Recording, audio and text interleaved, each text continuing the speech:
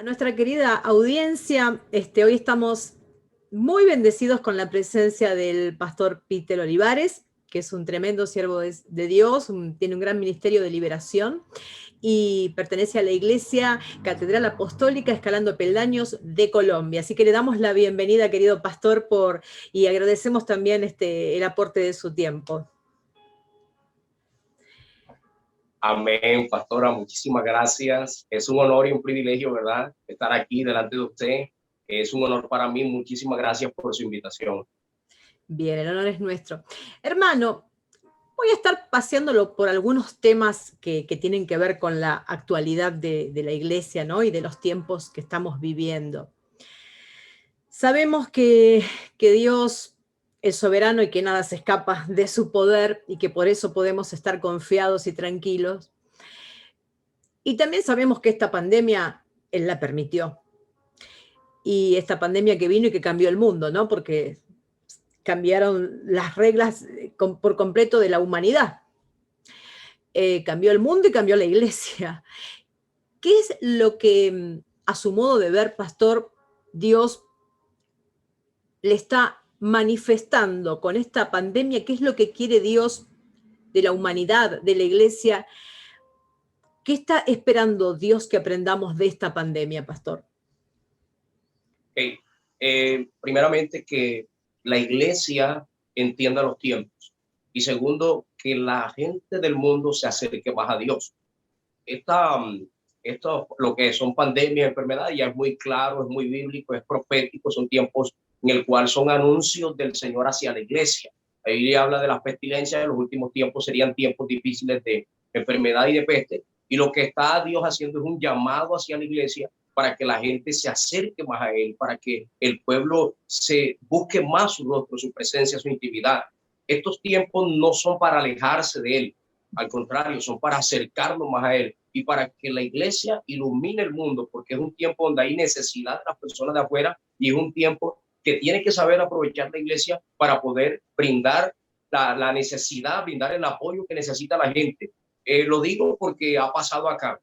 Esta pandemia nos ha servido a nosotros para que la gente sea atraída por la iglesia. Si la iglesia entiende que esto es permitido por el Señor para dar tranquilidad, para atraer a la gente de afuera, entonces hacemos el trabajo. Lo menos nosotros no nos quedamos quietos. En el momento en que empezó la pandemia, ahí es donde más empezamos a trabajar. Fue donde nació un ministerio llamado MEGI, que se llama Ministerio Evangelístico Generación Indetenible. Ahí fue donde comenzó a las calles a salir, a surgir, a ganar muchas almas. Y bueno, hubieron muchas cosas que nos pasaron, muchos pastores que se levantaron porque comenzaban a decir, ¿verdad?, que no teníamos que salir, que teníamos que guardarnos, pero nosotros nos movimos porque el Señor nos hizo que nos moviéramos. Si nadie estaba haciendo el trabajo, nosotros lo hicimos, y ahí es donde la iglesia comenzó a crecer más en la pandemia que aún antes de la pandemia. Es algo increíble. Entendimos el propósito, salimos a las calles y comenzamos a predicar, y de ahí, después que pasaron 2 meses, los pastores comenzaron también a predicar y a hacer lo mismo. Entonces ya no eran culpables, sino que fui de ejemplo para que otros hicieran la tarea que realmente Dios estaba demandando en este tiempo. Exactamente, tuvimos que reinventarnos, ¿no? Reinventar el modo de llegar, ¿no? Salir a las calles y las redes, bueno, y todo lo que tiene que ver con Internet, bueno, nos vino muy bien. Pastor, ¿por qué está la iglesia tan dividida? Tanta división por las denominaciones, porque yo soy de esta iglesia y... ¿Qué pasa? Se tiene que unir la iglesia, ¿no? Como decía la palabra en un versículo, que Pablo regañaba a unos discípulos porque decían: yo soy de Pablo, yo soy de Apolo, yo soy de Cefa, pero lo que no entendían era que éramos de una misma visión, de una misma iglesia. De hecho, yo me he encontrado con personas de otras denominaciones y hay un rechazo, y yo me pregunto, pero ¿por qué si no somos la misma iglesia? Entonces, ¿qué es lo que pasa aquí? Que a veces creen que Dios está con ellos, pero con los demás no. Hay iglesias donde creen como que es una doctrina diferente. Entonces yo digo, pero es algo tan raro que no debería pasar, pero nosotros seguimos avanzando, nosotros nos unimos con el que tengamos que unirnos. De hecho, a veces invitamos predicadores de otras denominaciones para que vean de que realmente no tenemos que tener ese rompimiento, tenemos que tener una coinonía, ¿verdad? Entonces, ese problema está pasando últimamente y no ha sabido discernir que muchas veces el diablo se mete a trabajar dentro de la iglesia, no discierne para poner división, para hacernos creer de que aquella iglesia no es de Dios, de que aquel pastor no es de Dios, y así es donde el diablo ataca, enfría la iglesia, ¿verdad? ¿Por qué? Por la falta de visión de Dios, porque ya no hay intimidad con Dios, ya no hay oración con Dios, ya no escuchamos a Dios, solo hablamos con Él, pero no lo escuchamos. Ahí está. Me gustó cómo terminó esta respuesta, intimidad con Dios. ¿Qué es intimidad con Dios, pastor? Intimidad con Dios es tener una, como dice en Tesalonicense, orar sin cesar. Hay gente que tiene una costumbre de levantarse en la madrugada, 4 de la mañana, oran hasta las 6, 7 de la mañana, pero luego de que se paran, ya se olvidan de Dios completamente.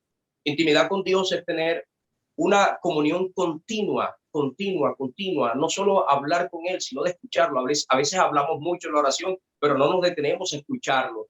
Hay momentos en el que yo me postro a orar y a veces hasta demoro hasta 2 horas ahí, solamente sin hablar, escuchando a Dios, escuchando el consejo de Dios, la dirección de Dios, pero no solamente la oración termina cuando yo termino las 2, 3 horas, sino que sigo continuamente. Tiene que ser una continua relación con Dios en el corazón. Nuestro corazón tiene que estar ocupado. Si nuestro corazón no está ocupado, las tentaciones son fáciles para penetrar en nuestra vida y decaernos. Entonces, si yo coloco un tiempo de oración restringido, si yo coloco un tiempo por lo menos a las 9 de la mañana, ya el diablo se me adelantó. Entonces, mi intimidad no tiene que ser esperar a las 9, porque es que Dios siempre tiene que estar ahí. Yo siempre tengo que estar con Él, caminar con Él, hablar con Él. Hay gente que me dice, pastor, pero ¿y los que manejan por lo menos avión, cómo hacen? Los que manejan avión, ellos no se pueden arrodillar. Entonces la gente cree que tener intimidad es estar siempre de rodillas. Hay un momento en el que yo me postro de rodillas como humillación delante del Señor, pero del resto del día mi corazón tiene que estar ocupado en su presencia. Yo tengo que tener una intimidad. La intimidad hace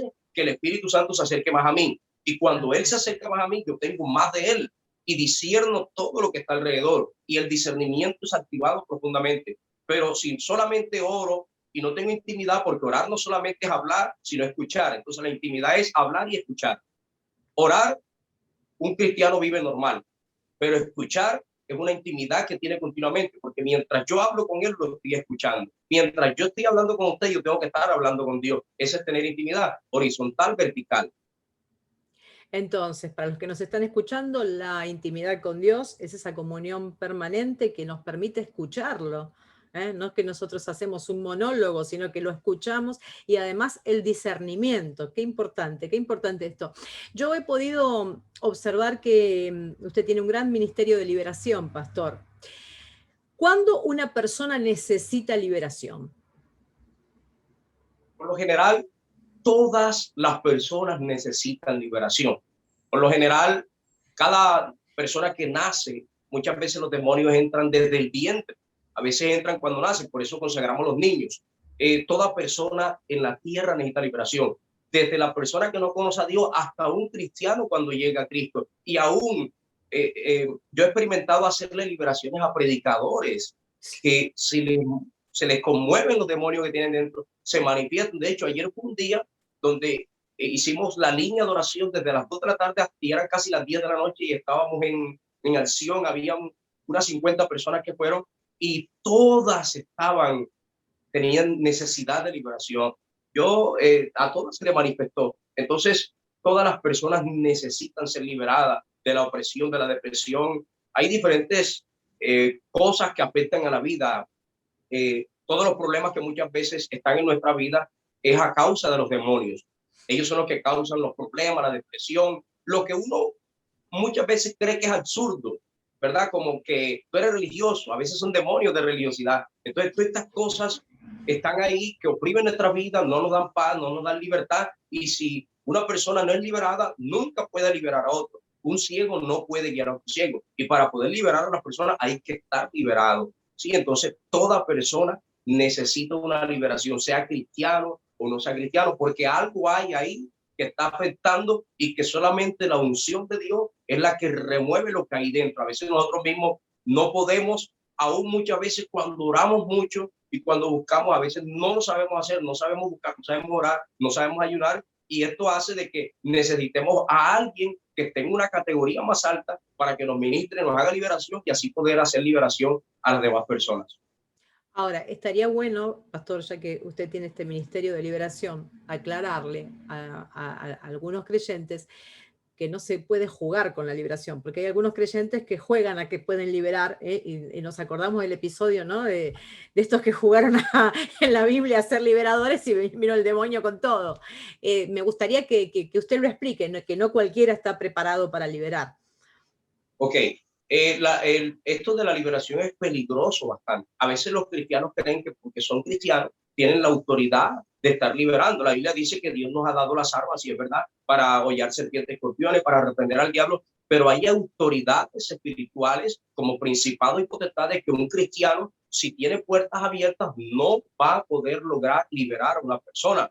Primero los cristianos tienen que cerrar la puerta. Además, esto de la liberación es como un don que no todos lo pueden hacer, porque he visto personas que han intentado liberar y resulta que el diablo las golpea, son inválidas o les pasa algo, comienza la ruina, porque no fueron llamadas a eso. Entonces todos a veces lo hacen como para mostrarse, como que yo tengo poder, yo puedo liberar, yo le voy a demostrar a aquel pastor, y no es cuando menos somos usados por Dios. La liberación tiene que haber primero humildad en nuestro corazón. Si no hay humildad y la fe, que es la que opera para sacar los demonios, porque la que saca los demonios y lo que hace liberación es la fe en una persona. Por eso Jesús le dijo a los discípulos cuando llegaron: Señor, no pudimos sacarlo. Él le dijo: generación incrédula, tiréis a este monte, pasate para acá. Es por la fe. Pero este género no sale sino para ayuno y oración. Claro. Es decir, para que la fe pueda llegar a mi vida, para poder liberar a la gente, yo necesito ser un hombre de ayuno y oración. Si yo me pongo a liberar gente, pero soy un hombre de poco ayuno y oración, yo puedo vivir en peligro porque los demonios no juegan.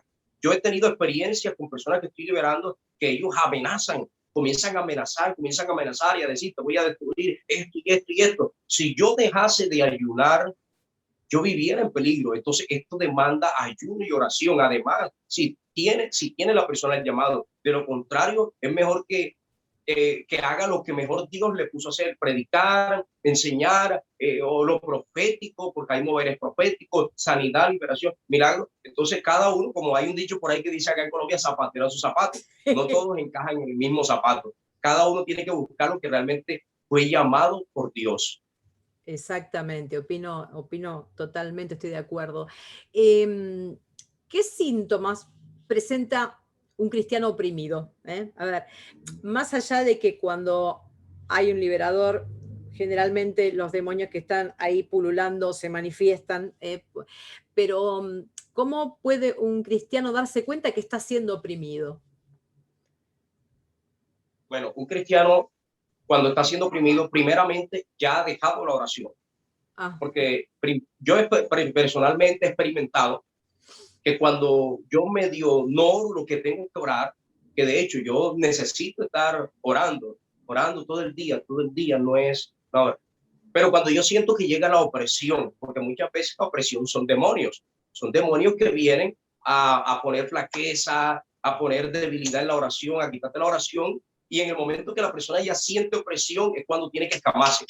¿Qué es lo que pasa? Enseguida reprender. Yo por lo menos, cuando yo sentía que llegaba el desánimo y la opresión, lo primero que hacía es: en el nombre de Jesús, te reprendo. Y yo sentía que algo se iba. Es increíble.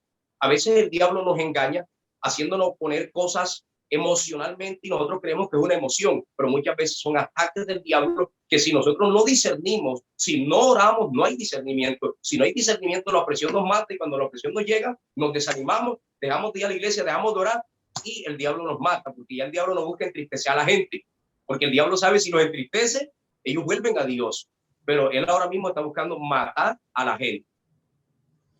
Bien. Pastor, ¿por qué muchas veces cuando alguien es liberado en la iglesia anda bien un tiempo y después vuelve con los 7 peores? ¿Qué pasa? Le habrá pasado, Bueno, dígame qué le pasó. por lo menos yo cuando termino de hacer una liberación, yo les digo a ellos, la Biblia dice que cuando la casa es liberada, cuando una persona es liberada, la casa queda vacía. Es decir, la persona queda vacía. Cuando la persona queda vacía, automáticamente tiene que llenar su corazón de la palabra del Señor, aprovechar la oportunidad que Dios le está dando de meterse en ayuno y oración. Eso es el consejo que yo le doy a la gente de acá de la iglesia que yo pastoreo. Aproveche, métase en ayuno enseguida, no espere de que, ay, pasó mañana, me voy a meter en unos 2 o 3 días. No, no, no, no, es enseguida. Entonces, cuando la gente desobedece lo que Dios le está diciendo a través del profeta, porque hoy en día la mayoría de la gente a veces no creen en sus pastores. Es ahí el problema. Muchas veces la gente no cree en sus pastores. Entonces Dios muchas veces tiene que mostrarles a ellos que el profeta de la casa tiene la razón y muchas veces permite calamidades para que la gente entienda que lo que Dios dijo a través del profeta tenía que creerlo. Pero como no lo creyeron, entonces pasa. Entonces, la gente en el momento que es liberada tiene que llenar su casa para que cuando vengan los demonios con 7 peores, ellos no puedan entrar porque van a ver la casa llena. Mas si no entran, pueden ser liberados, pero si no se llenan del Espíritu Santo, ellos vienen y entran y hacen morada otra vez y se vuelve peor la gente. Exactamente, porque dejan la casa vacía. Pastor, maldiciones. ¿Existen las maldiciones generacionales? ¿Qué me puede decir de eso? Sí, las maldiciones generacionales existen, muchas veces son hereditarias, cosas que pasaron nuestros ancestros que cuando mueren saltan a la generación que viene. Y si nosotros no rompemos esas maldiciones generacionales, nuestros hijos puede saltar en alguno de nuestros familiares. Las maldiciones generacionales hay que romperla. Cuando nosotros llegamos a eso, automáticamente ese cordón umbilical que nos unía a nuestros antepasados, hay gente que muchas veces cuando tiene un hijo le ponen el nombre de la tía del pasado y la tía era loca. Entonces ahí vienen los demonios y se apoderan enseguida.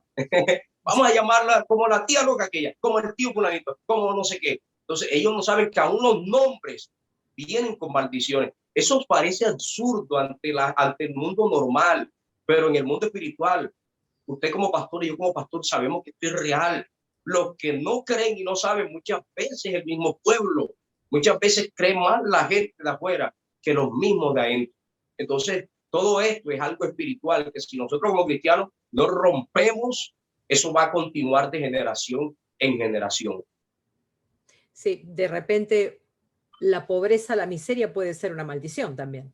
Hay familias que, Exactamente. ¿sí? Enfermedades que se repiten, vicios, muertes tempranas, muertes súbitas. Qué importante que los cristianos entendamos estos, ¿no? Y de poder romperlos, en quien debemos romper todo, que es en Cristo Jesús. ¿Cómo puedo detectar, pastor, para los que nos van a estar escuchando, cómo puedo detectar yo si está operando una maldición? O por lo menos Por lo menos, sospechar de que está he operando una conocido maldición. personas, he conocido personas que de repente la hija tiene cáncer. Entonces comienzan a mirar los antepasados. La abuela tuvo cáncer. Ahí está una maldición. He conocido personas de que ha habido adulterio en este tiempo. Entonces comienzo a preguntarle qué pasó. No, mi papá se la hizo mi madre o mi madre. Entonces ya son maldiciones que si la gente no conoce lo espiritual, eso va a ir saltando. Entonces pasó a esa persona, a la hija, pero después viene a los hijos nuevamente, a los que va a tener. Entonces son maldiciones que hay que detectar. A veces me he encontrado personas que su hijo tiene tendencias homosexuales y resulta de que un tío viene desde los antepasados con esa tendencia. ¿Ya? Si la madre de esa persona no se da cuenta, esto es una cadena que va a proseguir. Si no rompe esa maldición, si no la detecta, esto va a proseguir hasta llegar a toda la generación y nunca se va a tener. La única forma que se detenga es en el momento en que la persona se dé cuenta y rompa, porque el Señor nos ha dado poder y autoridad para romper el poder del diablo. Y nosotros tenemos ese poder para hacerlo. Bien, hay personas, pastor, que vienen de haber estado en cultos o rituales satánicos, hechicerías, religiones africanistas, o que están padeciendo, llegan a la iglesia padeciendo algún tipo de atadura, de trabajo hecho, de brujería. ¿Debe un cristiano temerle a la brujería? Repítame lo último, no lo ¿Un escuché bien. cristiano tiene que tenerle miedo a la brujería? Que si un cristiano tiene que tenerle miedo a la brujería. Sí. Bueno, absolutamente no. Absolutamente no. Un cristiano jamás debería de tener. Si el cristiano, bueno, sin embargo, si es un cristiano consagrado, si es un cristiano que tiene puertas cerradas, pues no debería de tener miedo. Si un cristiano, por lo menos, si yo tuviera puertas abiertas, yo debería tenerle miedo a los brujos que muchas veces ya son libres, a la gente que es liberada, ¿verdad? Pero cuando una persona vive una intimidad, una continua intimidad con el Señor, una persona vive, es fiel e íntegra al Señor, no tiene por qué temer de brujería. Puede que venga la brujería que venga, no pasa absolutamente nada. ¿Por qué? Porque la Biblia habla de que Dios guarda el que le teme. El ángel del Señor acampa alrededor de los que le temen y los defiende. Cualquier dardo, saeta, brujería, no puede operar porque ahí está el ángel del Señor para guardarnos. Por eso que esto no estaría entonces operando en cristianos tibios, en cristianos que son carnales, porque convengamos que un gran porcentaje de las iglesias piensan que, bueno, un poquito en el mundo, un poquito con Cristo. Entonces es un llamado de atención para los cristianos tibios, es hora ya de encender, ¿no?, el fuego del Espíritu Santo. ¿Hay espíritus, pastor, que pueden traer una enfermedad, incluso matar? Claro que sí. Pueden traer enfermedad y matar a una persona. Si la persona es una persona que, como le decía anteriormente, no es una persona consagrada, no es una persona fiel, sino que es una persona que peca deliberadamente, peca conscientemente. Por lo menos ayer le estábamos haciendo una liberación a un muchacho y él comenzaba a decir, tengo a muchos, en muchas iglesias, muchos son míos, cristianos. Eso da tristeza de que el diablo tenga mucha gente porque le da rienda suelta, ya no tienen el temor de Dios, se les perdió el temor, yo no sé para dónde se les fue el temor de Dios, y cualquier enfermedad, cualquier demonio que venga puede entrar y los puede matar. De hecho, en estos días el diablo mató tres personas que iban a la iglesia, pero que tenían un juego con el Señor. Dios les había dicho que el enemigo estaba pidiendo su cabeza, es decir, para matarlo, pero no entendieron. Y en menos de 6 meses, 3 personas murieron apartadas del Señor por no entender. Porque a veces creen que como van a la iglesia y como dice el dicho acá en Colombia, el que reza y peca empata. Ese es el dicho que tiene acá. Entonces es algo absurdo, pero sí puede entrar una enfermedad y matar a una persona, o lo puede matar el diablo a una persona. Bien. ¿Qué cosas maldicen una casa? Porque hay casas que, sabemos muy bien, pastor, que tienen anatema. Me gustaría que le explicara a la audiencia un poco lo que es la maldición en una casa, porque de repente una mujer, vamos para dar un ejemplo, es creyente, se congrega, es una mujer fiel a Dios, pero tiene al lado un yugo desigual o permite ciertas cosas, que los hijos se estén drogando. Eso provoca anatema, provoca maldición, contamina una casa. Hay cosas, hay situaciones, acciones que contaminan un hogar y son para maldición, son anatema. Sí, hay veces que en la familia, por lo menos la Biblia habla de que si el esposo es inconverso, ¿verdad? La esposa pues lo santifica. Bueno, en este caso la esposa, una esposa santa santifica al esposo inconverso. Pero hay situaciones donde el padre, que es cristiano, tiene toda la autoridad del Señor y sus hijos no son cristianos, son inconversos, pero no somete autoridad, no enseña, sino que deja que ellos hagan, coloquen quizá música que no es del ambiente cristiano. Si el padre no tiene autoridad para enseñar y para corregir esto y para exigir que no se haga, entonces, como no tiene la autoridad, ahí pueden entrar maldiciones y comienzan las cosas el retroceso, comienzan pleitos, comienzan en el matrimonio. Los hijos, en vez de acercarse más al Señor, lo que hacen es alejarse del Señor. Muchas veces hay que enseñar todas estas cosas en la casa para que la maldición no entre. A veces por objetos también que tenemos sin darnos cuenta, entran maldiciones.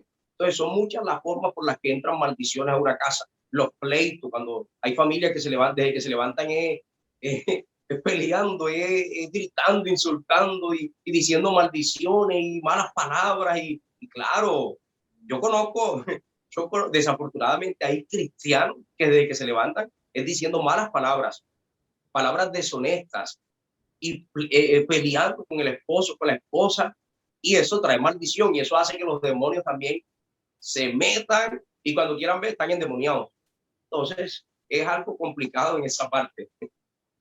Bien, ¿qué debe hacer una mamá o un papá cristiano porque a veces vemos que en el amor paternal, algunos congregantes justifican, pero mi hijo es bueno, tiene su plantita de marihuana, pero es bueno, el nene es bueno. Bueno, se alcoholiza un poquito, pero es bueno. ¿Qué es tomar autoridad, pastor? ¿Qué es tomar autoridad dentro del hogar? Tomar autoridad es corregir. La Biblia dice, corrija a tu hijo en tanto que hay esperanza. Si hay que corregirlo con vara, se corrige. En mi casa la respetas. Si tú tienes que hacer algo, aquí me respetas. Cuando un padre toma autoridad, Dios lo apoya, porque Dios apoya la autoridad.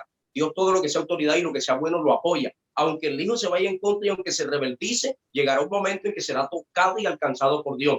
Así como el hijo pródigo se rebeldizó, se fue, pero fue alcanzado por Dios y tuvo que regresar. Pero si el padre le alcahuetea, va a ser difícil que Dios haga la obra. Es como hay mujeres que, en el caso de la iglesia, tenemos una familia, una pareja, donde la esposa a veces no quería ir a la iglesia porque el marido se iba a beber y a bailar y ella no quería dejarlo solo. Entonces, hasta que un día mi esposo y yo le dijimos, mira, primeramente coloca a Dios en primer lugar y tu esposo buscará a Dios. Hoy en día la muchacha hizo lo que se le mandó y ahora el esposo hace 5 días se bautizó. ¿Por qué? Porque entendió de que si buscaba a Dios primero, Dios hacía la obra. Primero Dios y luego Dios hace lo demás. Pero si nosotros le permitimos, ¿no?, que hay que dejarlo en el tiempo de Dios, eso es ignorancia. A veces hablamos de que en el tiempo de Dios ellos conocerán, y si el tiempo de Dios no llega, y si el tiempo de Dios ya. Entonces, ese es el problema. Los padres ahí no tienen autoridad y falta de conocimiento. Porque si yo tengo conocimiento, yo corrijo a mis hijos.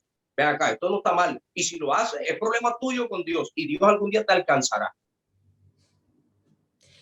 Pastor, los jóvenes, el yugo desigual.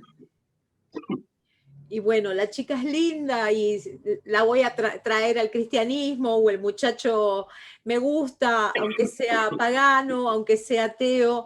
Me gustaría que le hable un poco a los jóvenes, las consecuencias del yugo desigual, ¿no?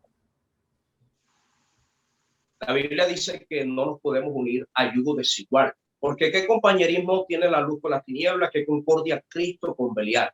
Hay jóvenes, por lo general pasan jóvenes. No, yo me la gano para Cristo. Cuando una persona piensa así, es porque está vacío de Cristo. Porque una persona llena de Cristo nunca pone la mirada en un yugo desigual.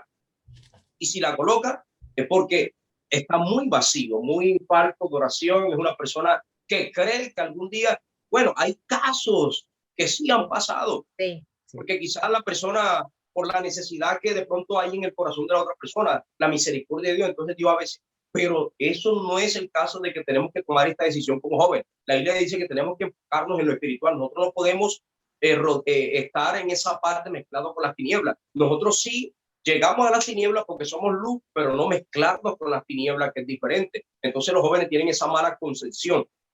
Me la gano para el Señor y muchas veces las tinieblas tienen más fuerza porque está vacío. Y cuando quieran ver, el cristiano está allá en el mundo y ya pues no se puede hacer nada. Entonces es una mala concepción de los jóvenes en esa parte. Excelente como lo ha explicado, pastor. La importancia de la humildad en el cristiano. Un cristiano humilde, Dios lo mira de cerca. El cristiano altivo, Dios lo mira de lejos. A veces yo escucho algo que me patea mucho a mí, es una persona orgullosa. Me patea mucho, mucho. Cuando yo escucho de pronto un predicador o cualquier otra persona como que, Dios me usó por allá, vengo de gira de por allá, hice tanto, eso, yo en mi mente digo, le falta una paliza de Dios. A le falta una paliza para que aprenda a ser humilde. Que Porque Dios se Dios encarga de usa a la darla. gente humilde. Dios no puede exaltar a una persona orgullosa. Dios exalta a los humildes, al altivo lo mira de lejos. Y desafortunadamente hay mucho orgullo en el cristianismo. Y a veces se ve entre pastores, la competencia, que Dios me usa más a mí, que esto. Y ese orgullo impide que el poder de Dios se manifieste de verdad. Ese orgullo impide que no haya liberaciones en la iglesia, que no haya manifestación del poder de Dios. ¿Por qué? Porque hay orgullo. Lo que tiene la persona es lo que está transmitiendo. Y cuando quiera levantarse la oveja, se van a levantar igualito a su pastor. Orgullosos también. Es cierto eso. Lamentablemente estamos viendo caer en soberbia, en orgullo y a siervos de muchos años y a siervos muy conocidos. Es como que hay algo, ¿no? Operando. Hay que cuidarse mucho de no caer en soberbia, de no caer en orgullo.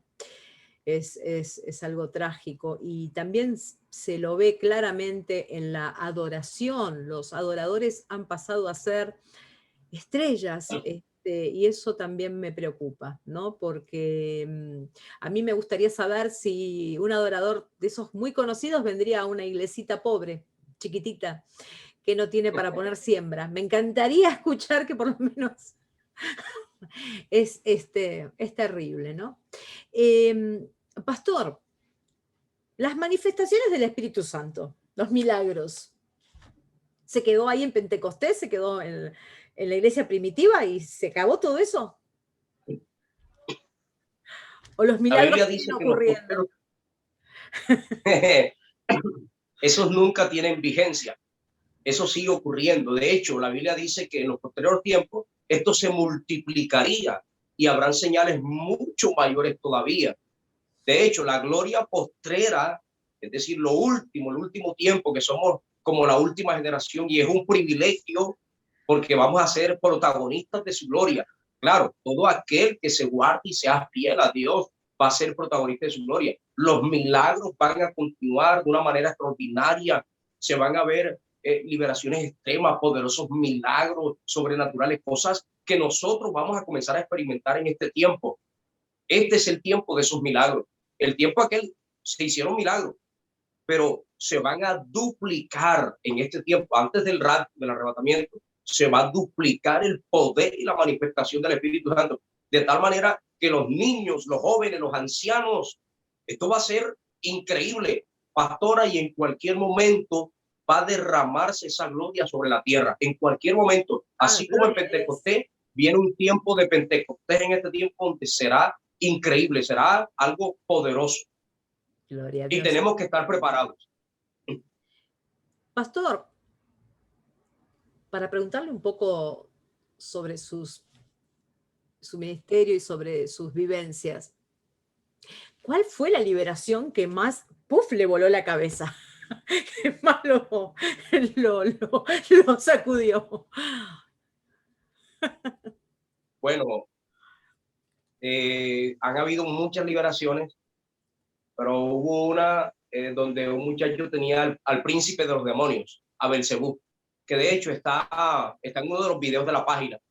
Fue bastante, porque ese es un principado y es bastante fuerte, es bastante poderoso, es como si fuera la mano derecha de Satanás.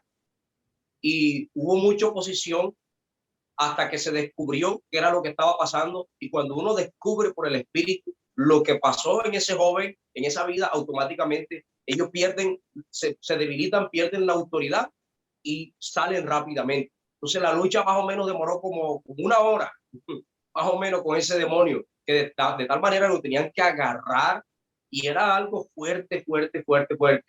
Pero al final Jesucristo venció. Y ahora, una anécdota en donde usted haya sentido a Cristo interviniendo en su vida, algo sobrenatural que a usted le haya pasado, a usted como persona. Bueno, hablando del poder de Dios. Bueno, hace unos meses tuve la oportunidad de tener un encuentro, no sé si de pronto usted ha escuchado hablar de los hombres sabios del profeta T.B. Joshua. Sí. En esta ocasión, el hombre sabio Christopher Orji. Tuve la oportunidad de tener un encuentro con él, así como estamos nosotros, y comenzó a orarme a mí y a mi esposa. El video también está en la página.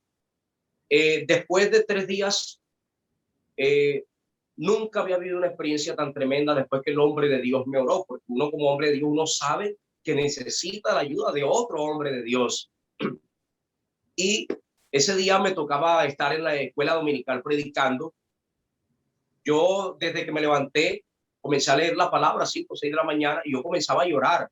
Y yo decía, ¿pero qué pasa? No podía leer la palabra, comencé a llorar y ¿qué pasa? Porque lloro. No podía leer la palabra y yo lloré, llegué a la iglesia, me subí a predicar y cuando voy a empezar a predicar, descendió una gloria de Dios tan fuerte que no me dejó predicar. Ahí está también en el video, fue algo tan fuerte. Créame, pastora, nunca en mi vida había tenido una experiencia tan fuerte con el Espíritu Santo. Fue algo que yo, o sea, es como si me estuviera muriendo, como si algo se estuviera desprendiendo en el púlpito. Ahí usted me puede ver en el video, como si me estuviera, Dios mío, era algo, y yo estaba así con los ojos así, y yo veía cosas y escuchaba cosas, y yo, Dios mío, y eso fue una gloria tan increíble. Dios me visitó ese día, qué cosa tan increíble y experiencia tan maravillosa pude tener yo ese día. Qué hermoso, qué hermoso. A propósito de T.B. Joshua, lamenté mucho que salieron predicadores a defenestrarlo en estos días. Muy lamentable, porque un siervo de Dios que ha hecho mucho. Así que bueno, sabemos que está con el Señor. Antes de pedirle que haga una oración, ¿qué personaje bíblico elige y por qué? El apóstol Pablo. Me parece un hombre perseverante, un hombre fiel, un hombre que enseñó, que mostró las marcas de Jesús, un hombre que decía, sed imitadores de mí. Es increíble. ¿Por qué no dijo, sed imitadores de Cristo, sino de mí? Porque era un hombre que imitaba a Cristo, como yo de Cristo. Decía, sed imitadores de mí como yo de Cristo. Entonces, admiro mucho al apóstol Pablo por todas las cosas que hizo, por el compromiso, por el amor, que aún no estando con Jesús, tuvo que regañar a Pedro y a sus discípulos. Creyó más él que el mismo Pedro. Entonces la Biblia se habla más de Pablo porque no lo vio, pero creyó y hizo mejores cosas que las que hicieron los apóstoles. Yo me familiarizo más con Pablo porque un hombre que realmente mostró una fe genuina, experta, increíble. Entonces me familiarizo más con él en esa parte. No, aparte un testimonio de transformación. Pablo es algo, sí, es uno de los grandes hombres de Dios en las Escrituras. Pastor, le voy a pedir para finalizar, no sin antes volver a agradecerle por su tiempo y por todo lo que nos estuvo charlando y contando y enseñando. Le voy a pedir una oración y también pedirle que aquellos que estén necesitando ahora liberación, que por favor usted ore por los que necesitan liberación también. Ok, vamos a orar entonces, ¿verdad? Así es. Padre, en el nombre del Señor Jesucristo, te doy gracias. Gracias por darme esta oportunidad, este privilegio con esta gran mujer de Dios. Mujer de Dios, Dios me está diciendo que te diga algo.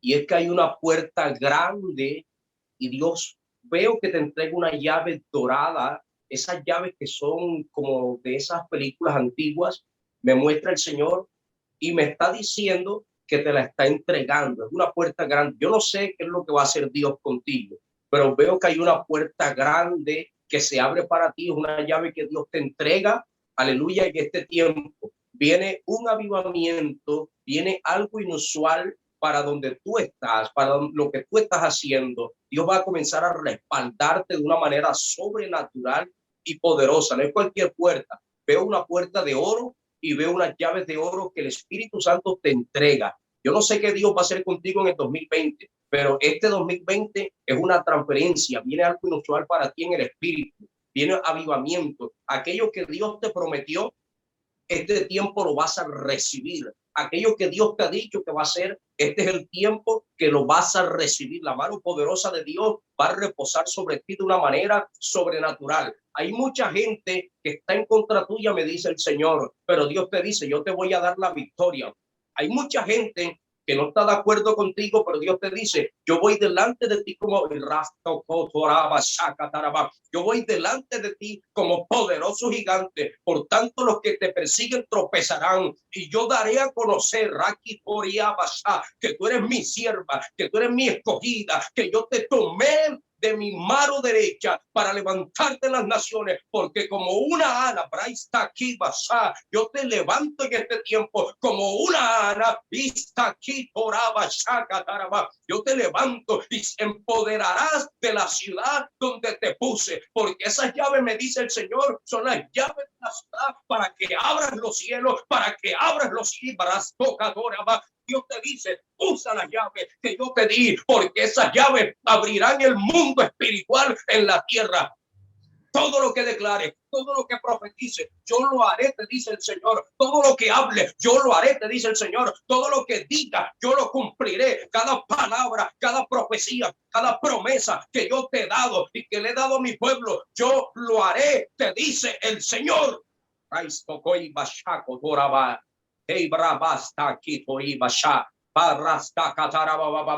Dios te dice, no tengas miedo, atrévete, métete mar adentro, te dice el Señor. No tengas miedo, vas a crecer de una manera sobrenatural. No tengas temor, yo voy delante de ti, así como fui delante de Moisés, así voy a ir delante de ti, te dice el Señor.